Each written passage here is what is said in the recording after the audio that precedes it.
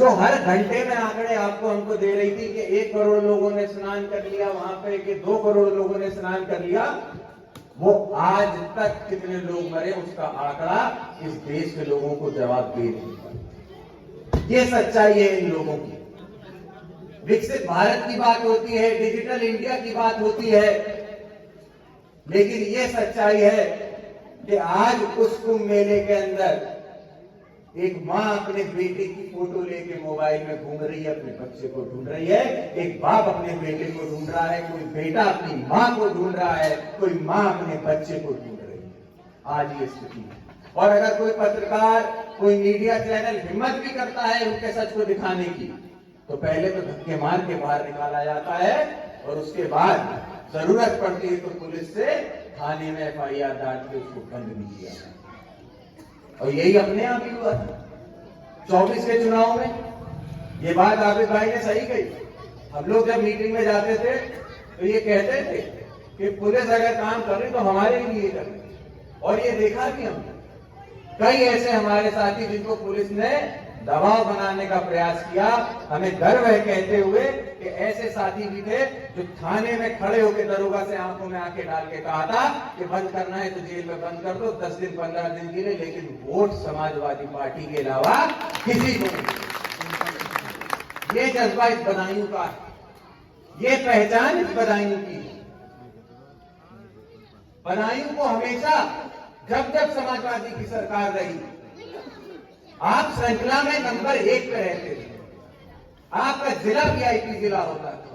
कोई योजना लखनऊ में लागू होती थी तो सबसे पहले उसको धरातल पे लागू करने का काम इस बदायूं में किया जाता था, क्योंकि आपकी वो ओहदा था। नेताजी हो, चाहे आदरणीय अखिलेश यादव जी हो, धर्मेंद्र यादव जी हो, आपकी वो पहचान थी कि लखनऊ किसी अफसर के ऑफिस में चले गए और बता दिया कि बदायूं से आए और फलाना काम है, तो खड़े खड़े वही काम आप लोगों का किया जाता। ये पहचान है। लोग कहते हैं कि सैफई वालों की पहचान अलग है। मैं कहता हूं कि खुशनसीब है बदायूं वाले कि जो सैफई की पहचान थी, उस पहचान को यहां उतारने का काम भाई धर्मेंद्र यादव जी ने और समाजवादी पार्टी ने किया। मेडिकल कॉलेज कितना बड़ा बना के दिया ताकि किसी भी धर्म, किसी भी समाज का, अमीर हो या गरीब हो, हर व्यक्ति को इलाज की जब जरूरत पड़े तो दिल्ली या लखनऊ या सैफई जाना पड़े। उन्होंने सैफई यही उतारने का काम किया, उन्होंने मेडिकल कॉलेज दिया। लेकिन ये तो बदकिस्मती है हमारी आपकी कि जहां भारतीय जनता पार्टी की सरकार आई, आज इस मेडिकल कॉलेज की क्या स्थिति बनी हुई। आप केंद्र सरकार के पास जाओ तो कहती है ये स्टेट का मैटर है, स्टेट के पास जाओ तो उनके पास देने को कुछ नहीं है। तो मैं आज इस मंच के माध्यम से चुनौती देता हूं, क्योंकि इसी बदायूं से आज एक केंद्रीय मंत्री भी आते हैं, इसी बदायूं के हैं केंद्रीय मंत्री। उनको चुनौती देता हूं कि अगर आपके मंत्री पद में इतनी ताकत है तो मेरे बदायूं के लोगों के लिए उस मेडिकल कॉलेज को एक बार फिर से चला के आप दिखाइए। ये चुनौती मैं आपको देता हूं, वरना इस्तीफा देके उस मंत्री पद को हटाने का काम करिए। डबल इंजन की सरकार है, उनके पास तो डबल ताकत है। हम पे तो आधी ताकत है, हम तो प्रदेश में थे तब हमने मेडिकल कॉलेज बना दिया।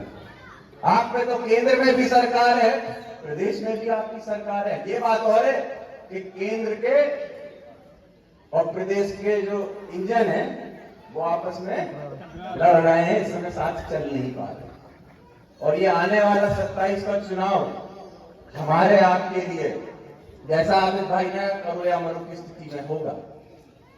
और आप देखिएगा, ये बात सच है, 2 साल चुनाव में है, लेकिन जमीन हमें आपको अभी से तैयार करनी होगी, क्योंकि ये वो भारतीय जनता पार्टी वाले हैं जो मैंने पहले चुनाव में भी, अपने चुनाव में 24 में कहा था कि साम दाम दंड भेद जो इस्तेमाल करना होगा करेंगे। इसी कबूलपुरे में हम लोगों ने मीटिंग की थी। मीटिंग करने के बाद जब यहाँ से निकले थे तो पुलिस प्रशासन आगे यहाँ पे दबाव बनाने का प्रयास कर रहा था कि वोट देने के लिए पहले दबाव बनाते थे, फिर उसके बाद जेल लेके जाने का बात करते थे कि FIR डाल देंगे तो जेल में देंगे। लेकिन आप लोगों का मैं शुक्रिया अदा करना चाहता हूं, धन्यवाद देना चाहता हूं कि आप लोग उनसे दबे नहीं। और जब मैं आ रहा था, मैं तो जब चुनाव लड़ रहा था तो मुझे याद है हम लोग गाड़ी में बैठे थे आज हम लोग के साथ अभी आज नहीं है, यहाँ पे दिल्ली में है। मैं शरीफ शेरवानी साहब जी को भी याद करूंगा, वो मीटिंग में यहीं पे हम लोग के साथ से मेरे लिए बहुत उन्होंने वोट मांगा। मैं उनका भी शुक्रिया अदा करता हूँ इस मंच के माध्यम से, बहुत उन्होंने मेहनत की। तो जब हम लोग गाड़ी से आ रहे थे तो बात यही हो रही थी, कबूलपुरे के लोगों के लिए यही कहा था कि अगर पुलिस आएगी भी तो यहाँ के लोग लगने वाले नहीं है किसी तरीके से, और वो हमने देखा था चुनाव में किस तरीके से प्रयास किए गए, लेकिन आप नहीं गए। तो इसीलिए ये पीडीए की जरूरत है। जो बात आबिद भाई ने की, हमें प्रयास करना है अपने घरों से निकल के, अपनी सोच से बाहर निकल के, अपने समाज से बाहर निकल के अन्य समाज के लोगों को जोड़ना, ये हम लोगों का मकसद होना चाहिए। राजनीति अब बदल चुकी है। राजनीति में अब जरूरी नहीं है कि एक या दो समाज से आप सरकार बना ले जाओगे या ताकत में आ जाओगे, अपने लोगों का भविष्य बदल जाओगे। अगर लोगों का भविष्य बदलना है तो सब समाज को हमें लेके चलना पड़ेगा। ये सच है और इस सच को हमें स्वीकार करना है। ये सच को स्वीकार उस समय बाबा साहब ने कर लिया, उनकी दूरदर्शिता देख लिया। जब इस संविधान की रचना की गई उसी समय इस बात का उनको एहसास था। तो आज हम लोग जब इतना टेक्नोलॉजी का जमाना है, पढ़े लिखे लोग हैं, तो हम लोग क्यों नहीं इस बात को समझते। साथ ही में मैं ये भी कहूंगा, भाई ने इतिहास की बात की, तो इतिहास की आज स्थिति क्या है। बात सही है कि इतिहास पढ़ना है, लेकिन इतिहास बनाना भी जरूरी है। लेकिन ये भी देखना है कि आज ये सरकार किस तरीके से हमारे इतिहास को बदलने का भी प्रयास कर रही है। उन किताबों में जिन शूरवीरों की बातें की गई थी, क्या उनके नामों को मिटाने का प्रयास नहीं किया जा रहा? क्यों प्रयास किया जा रहा? ताकि हमारी आपकी पहचान बदली जा सके या छुपाई जा सके। बड़े बड़े कॉलेजेस में जो वीसी हैं, जो चांसलर हैं, वो किस बैकग्राउंड से आते हैं ये आप हम सब जानते हैं, मैं यहां बोलूंगा नहीं। लेकिन ये सब एक संयोजित साजिश है। इस देश को, इस समाज को, इस देश की जो धारणा हिंदू मुस्लिम भाई भाई की थी, उसको बदलने का ये प्रयास है। इस प्रयास को हमें सफल नहीं होने देना चाहिए। उसके लिए, उसी के लिए हमें एकता होनी जरूरी है, और 2024 में हमने करके दिखाया। यही पीडीए का नारा था जिसकी वजह से आज हम लोग 37 सीटों को लेकर लोकसभा के अंदर आपकी लड़ाई लड़ पा रहे हैं। लड्डे मियां ने बात कही, वो सही बात है। जितने 24 सांसद हैं, 37 सांसद हैं, उनको अगर आप सबके नाम देखोगे तो आपको पीडीए साफ वहां दिखाई देगा।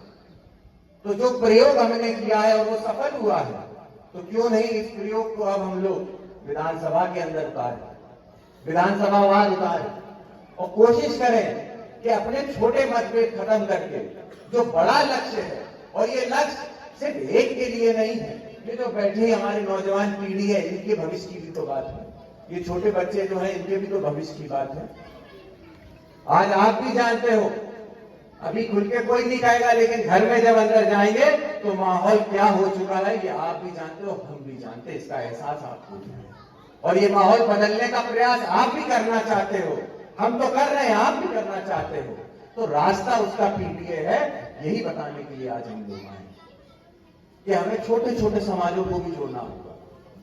जो बाहर आबिद भाई कह रहे थे, आप अगर पूरा इतिहास उठा के देखो अपने बदायूं का, विधानसभा के अंदर बहुत ही कम वोटों के मार्जिन से हार जीत का फैसला होता है।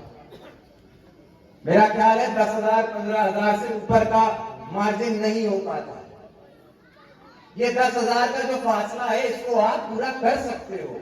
आप सब वो लोग हो जो अपने काम के वजह से, अपने पेशे की वजह से घर घर तक पहुंचते हो।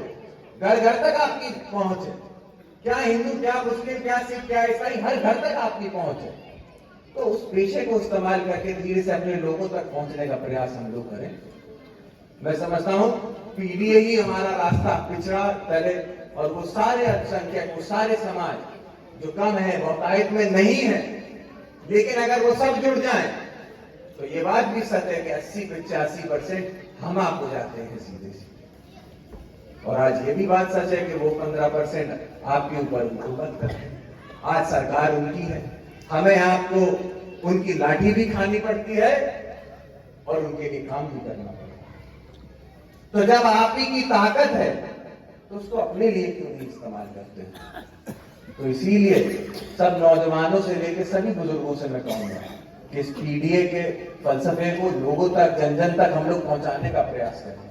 हम प्रयास करें कि एक से एक को जोड़ के वोट बनाने का प्रयास करें।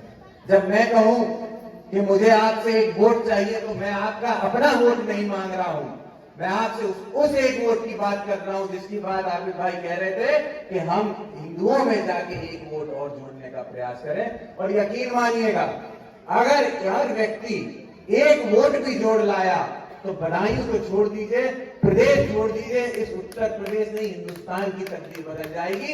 जिस हिंदुस्तान को हमारे बुजुर्गों ने, पीछे बैठे बुजुर्गों ने कभी कल्पना की थी, कभी देखा था, जो अब हम लोगों की आंखों के सामने से धूमिल हो चुका है, वो हिंदुस्तान एक बार फिर अपने दिल में धड़कने लगेगा, अपनी रूह में धड़कने लगेगा। इतनी सी बात कह के मैं आप सबका फिर से तहे दिल से शुक्रिया अदा करता हूं कि आप लोगों ने 2024 के चुनाव में मुझ पर भरोसा दिखाया। आप सबके बीच में आया था, वोट की अपील की थी, लेकिन आप लोगों ने वोट से बढ़ के इस चुनाव को प्रतिष्ठा का चुनाव समझते हुए जिस तरीके से हमारे लिए लड़ाई लड़ी है, मैं आपका तहे दिल से शुक्रिया अदा करता हूं। भरोसा दिलाता हूं कि सिर्फ कहने के लिए नहीं बल्कि लोकसभा में पूरी ताकत के साथ और खुले मन से आपसे कहता हूं, जब कोई आपको समस्या हो, जब लगे कि सरकार के सामने कोई मुद्दा उठाना है, पूरे खुले मन से बेझिझक आप मुझे अपना मुद्दा दीजिएगा।